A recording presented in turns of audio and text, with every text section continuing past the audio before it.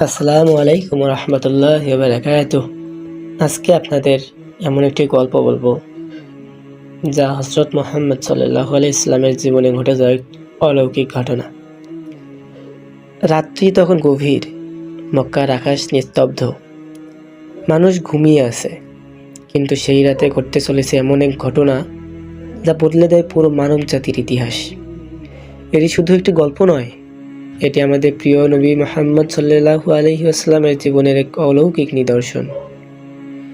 মক্কার কাফেররা সবসময় নবীজি সাল্লাল্লাহু আলাইহি ওয়াসাল্লামকে মিথ্যাবাদী বলতো। তারা বলতো, তুমি যদি সত্যি আল্লাহর নবী হও তাহলে আমাদের এমন কিছু দেখাও যা কেউ কখনো দেখেনি। তখন তারা একটি অসম্ভব দাবি করলো। তারা বলল, চাঁদকে 2 টুকরো করে দেখাও। মানুষ অবাক হয়ে গেল, কারণ এটি কোনো সাধারণ বিষয় ছিল না। চারিদিকে নীরবতা।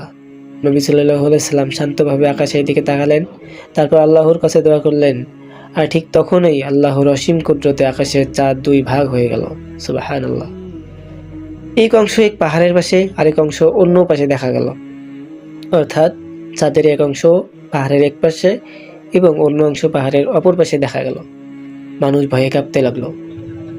অনেকে নিজের চোখে বিশ্বাস করতে পারছিল না, বলছিল, এ কি আশ্চর্যের বিষয়। কিন্তু আশ্চর্যের বিষয় হলো, এত বড় নিদর্শন দেখার পরও অনেক কাফেররা বলল, এরা জাদু। নাউযুবিল্লাহ, আস্তাগফিরুল্লাহ। কারণ সত্যকে মানতে তাদের হৃদয় প্রস্তুত ছিল না। কিন্তু যারা সত্য খুঁজছিল তাদের হৃদয় কেঁপে উঠল।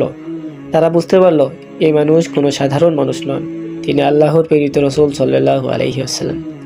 আজ আমরা সেই নবীর উম্মত, যিনি আমাদের জন্য কেঁদেছেন, দোয়া করেছেন, চেয়েছেন ক্ষমা। কিন্তু আমরা কি তার সুন্নাহ মেনে চলছি? মৃত্যু আসার আগে আসুন আল্লাহর দিকে ফিরে যাই।